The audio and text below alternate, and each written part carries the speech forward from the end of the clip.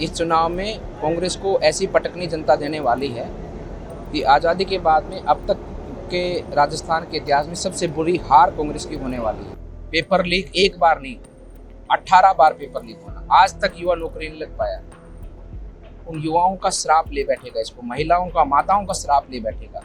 जिस प्रकार से गुंडाराज, अपराध हर तरफ, कहीं भी आज राजस्थान में कोई भी नागरिक सुरक्षित नहीं है।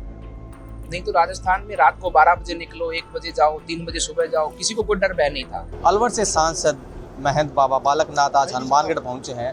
अभी लोकसभा के चुनाव हैं, विधानसभा के चुनाव हैं, हनुमानगढ़ में इनका काफ़ी वर्चस्व है। इनसे बातचीत करते हैं।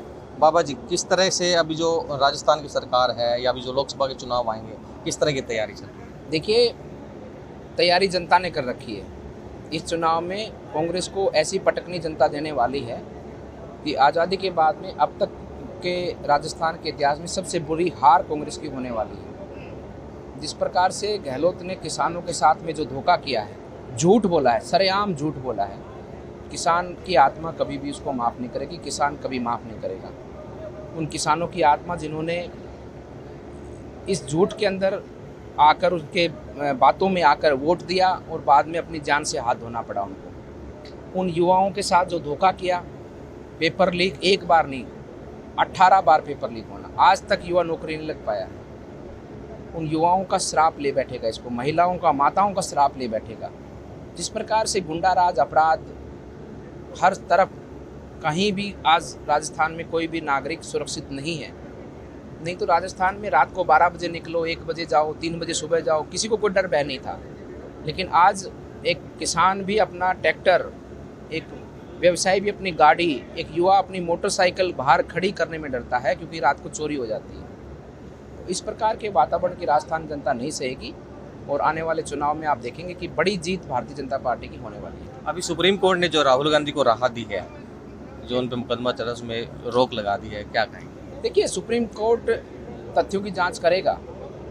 निचली अदालतों में सजा को बरकरार रखा गया है। सुप्रीम कोर्ट अपने नज़रिए से सब चीज़ों को देखेगा। जो सच है वो सच सामने रहेगा, सच को कभी कोई झुठला नहीं सकता।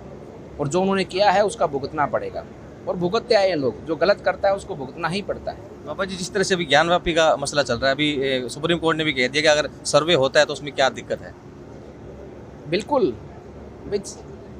कोर्ट तथ्यों की जांच करता है, तो तथ्यों की जांच के आधार पर ही फैसला देता है।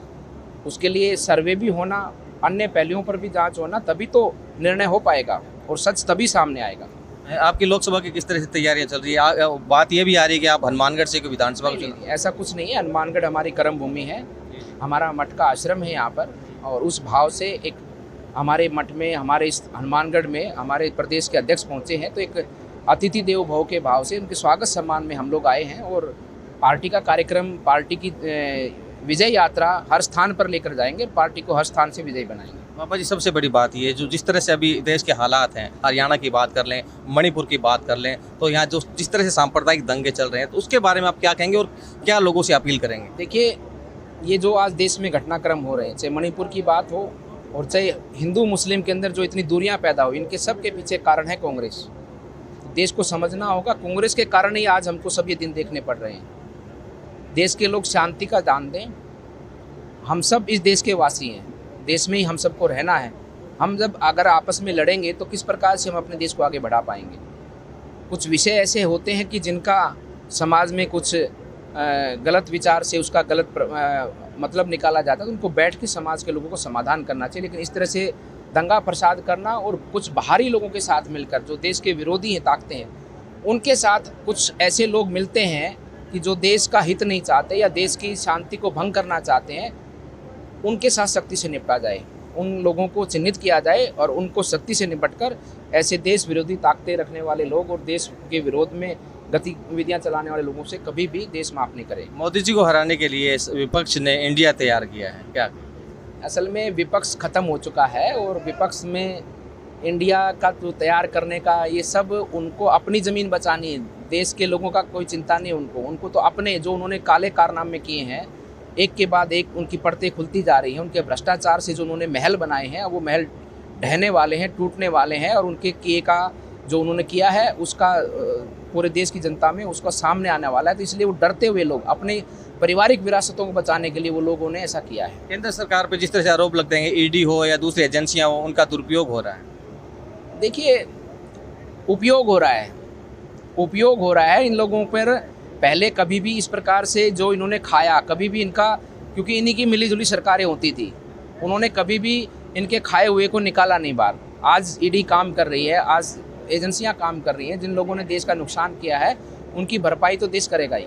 तो क्या लगता है, मोदी जी दोबारा प्रधानमंत्री? निश्चित रूप से जनता बनाने वाली है।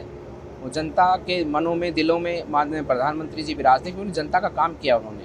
और पूरा विश्व आज मोदी जी को मानता है, क्योंकि जिस प्रकार की कार्यशैली है, लोगों का विकास करना उनकी प्राथमिकता है, इसके लिए सब प्रभावित है। तो ये थे बाबा महंत बालकनाथ जी, जिन्होंने स्पष्ट कर दिया है कि जो दोबारा जो लोकसभा के चुनाव होंगे, इसके अंदर प्रधानमंत्री जो है नरेंद्र मोदी ही बनेंगे। और जिस तरह से कांग्रेस के अंदर भ्रष्टाचार व्याप्त है, महिलाओं के अत्याचार हो रहे हैं, तो निश्चित तौर पे जो इस बार जो है कांग्रेस की सरकार को यहाँ से हटाएंगे और भाजपा की सरकार आएंगे, स्पष्ट तौर पे इन्होंने कहा है। और जिस तरह से आरोप लगते हैं बीजेपी, उन्होंने सिरे से नकार दिया है और इन्होंने स्पष्ट तौर पर कहा है कि इस बार जो राजस्थान के अंदर है भाजपा की सरकार बनेगी और जो केंद्र के अंदर है वहाँ भी भाजपा की सरकार बनेगी। कैमरा पर्सन जाकिर के साथ गुलाम नबी, हनुमान।